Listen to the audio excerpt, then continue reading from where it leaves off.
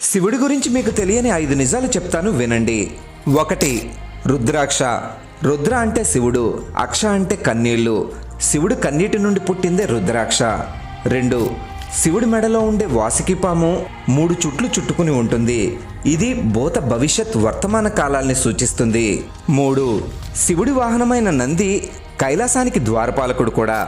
దేవతలెవరైనా శివుడి దగ్గరికి వెళ్ళాలి అంటే ముందుగా నంది అనుమతి తీసుకోవాలి. నందికి చెబితే శివుడికి చెబుతాడు అని భక్తులు తమ కోరికల్ని నంది చెవిలో చెబుతూ ఉంటారు. 4. శివుడి ఆయుధం త్రిశూలానికి ఉండే 3 కొనలు కోరిక, చర్య, జ్ఞానాన్ని సూచిస్తాయి. 5. శివుడి 2 కళ్ళు ఆ సూర్యచంద్రులు.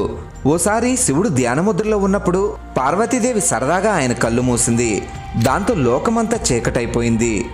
వెంటనే శివుడి శక్తి అంతా అగ్నిగా మారి 3వ కన్ను ఏర్పడింది. కంటెంట్ నచ్చితే హరహర మహాదేవా అని కామెంట్ చేయండి.